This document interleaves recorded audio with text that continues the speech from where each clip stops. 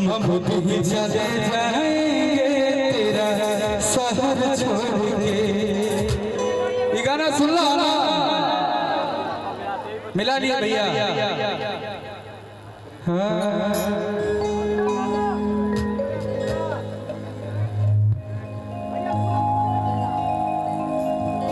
हावड़ा से आए हैं, कलकत्ता से। यहाँ घर कहाँ है? दरभंगा। कलकत्ता में सरकार ठीक नहीं है।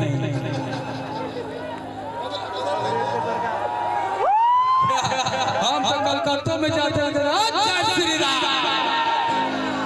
पूरे देश में जय श्री राम का नारा लगना चाहिए। हम सनातन धर्म से हैं, अपने धर्म को नहीं भूलेंगे। एक बार बोले जय श्री राम। चाहे तलवार चले चाहे गोली चले, कोई फर्क नहीं पड़ता। क्या ऐसे ना जा खफा होके मुँह मुझसे मोड़ के, हम खुद ही चले जाएंगे तेरा शहर छोड़ के।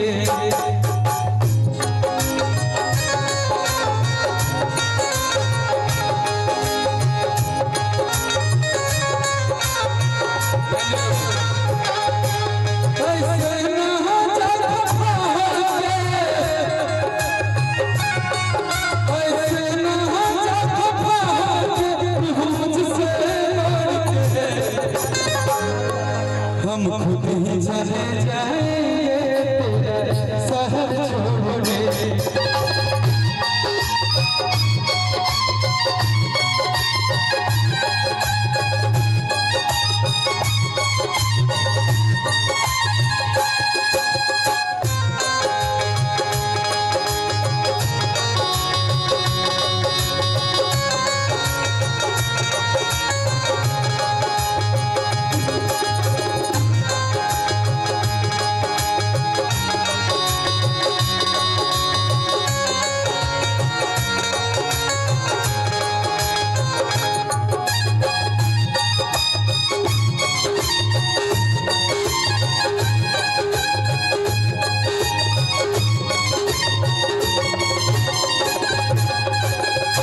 चलिए फिर मिलेंगे भैया।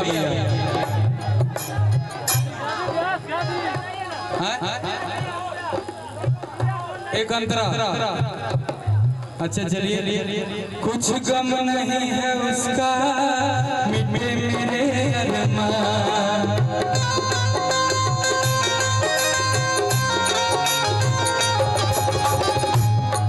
एहसास तुझे भी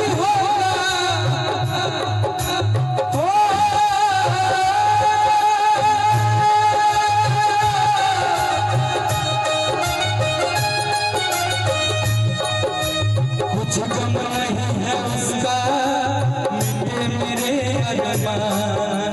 ठुकराने वाला मुझसे तू कर एहसान।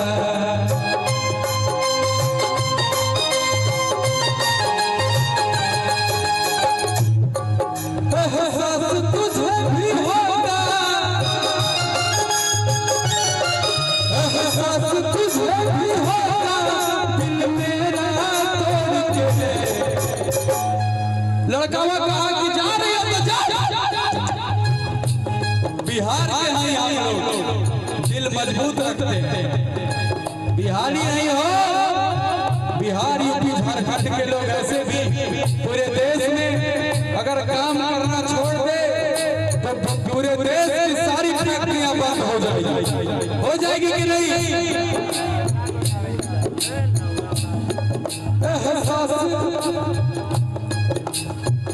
मुझे रियलिटी शो करते हैं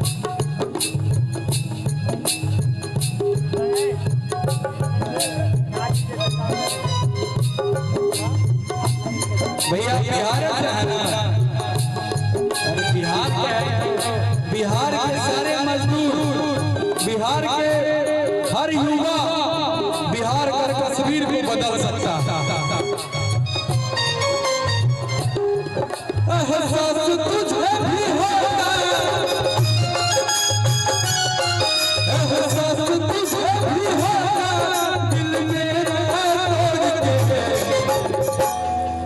हम खुद ही चले जाएंगे तेरा साथ छोड़ेंगे, हम खुद ही चले जाएंगे तेरा साथ छोड़ेंगे।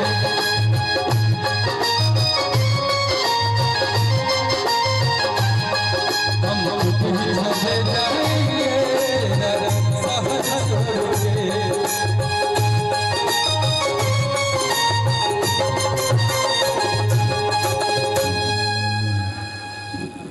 बूटन चाचा के प्रणाम।